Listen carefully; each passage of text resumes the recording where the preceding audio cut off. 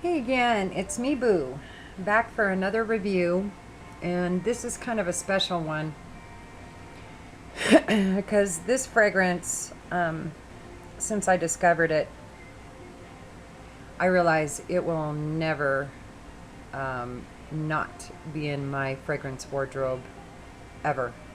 It is going to be with me for the rest of my life, and that is Red Tulipano by Hilde Soliani. This this fragrance really did something weird to me, and I don't know how I feel about it, but I love the fragrance so much that I'm willing to work through it. When I first smelled this, something that's never happened to me before happened, and I started crying. And now, 10, 20 years ago, that wouldn't have been that weird. But I hate to cry now. I loathe it. I don't like the way it makes me feel. I don't like the fact that a lot of women use that as a manipulation tool. And men. I shouldn't just single out the ladies, the men too. I can't stand to cry. I don't care if it's happy tears, sad tears, doesn't matter. I hate it. So when this brought me to tears the first time I smelled it, I really evaluated that and tried to figure out why. And because I didn't want it happening again. And I almost didn't wear it anymore because of that. I didn't want to have that kind of response again. But when I smelled it again and again, I realized it was the fact that I never smelled anything that was full of so much intense and intimate passion. And I almost felt like an intruder in on somebody else's love story when I first smelled it. And I cried. Weird. Really bizarre. And still processing it. But later on, I kept wearing it, and I am so in love with this fragrance. And for me to call it a fruity floral is criminal. It's so much more than that. It's so well done. And yesterday, I had a really, really bad day. Someone very close to me got very sick, and I couldn't do anything for them. I was too far away to even hold their hand and just let them know I was there. And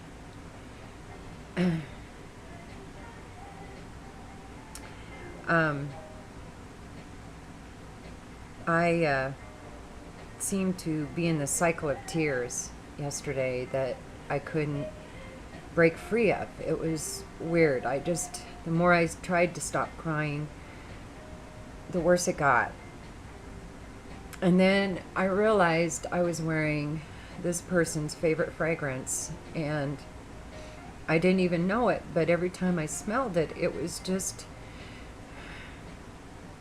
stomping on my heart, something horrible. So I went and took a shower, and I have like 130 fragrances. I don't even know how many I have. I have a lot. And instantly I reached for this one. Why? I don't know, because it made me cry the first time I wore it. And that would have been the last one if I'd have been thinking about it, I would have grabbed. But I grabbed it, and I sprayed it. And even in the shower, I was bawling. And I got out of the shower, and once I sprayed it, instantly I stopped crying. Then, of course, knowing me, I had to analyze that. I'm like, what is going on? I don't understand any of this. And maybe I'm having some sort of menopausal break or something. I don't know. But then when I really thought about it, yes, it is intimate and it is passion, but it is also pure optimism in this bottle. When I sprayed this on, it was as if every molecule in my body was just releasing all of that despair and all of that sorrow, and was being replaced with this incredible fragrance and hope and optimism and faith that things will be okay. And they were.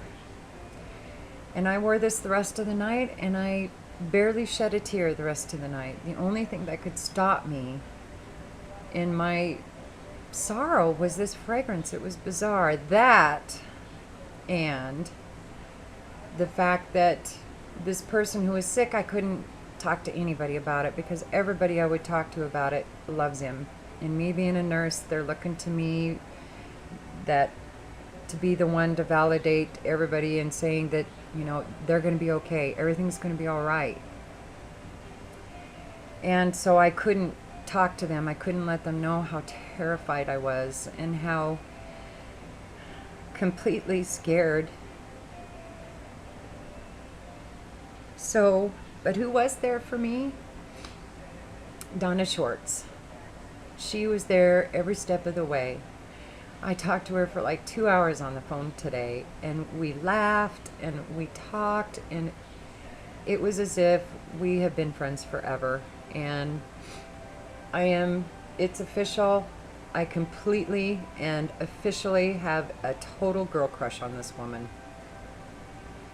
I have never seen and met and talked to and cared about somebody that was so open and loving and honest and raw and sensitive and generous and real to somebody like me, the total antithesis of her. I mean, she is all that is beauty and frailty and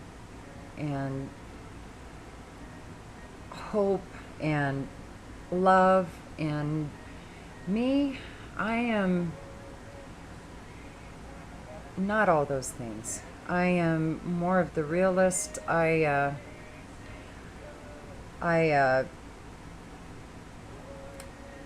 Pretty blunt, not very subtle. Standing next to her, she would be the beauty, I would be the beast. I totally get that. And I'm all right with that. I feel like just by association, I become more beautiful by knowing her. I mean, she is just that incredible of a person to me.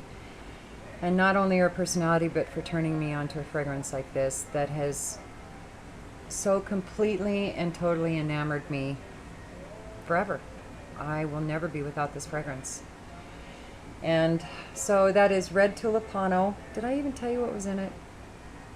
I get so sidetracked. I'm so sorry. My hair is still wet and it's making me crazy.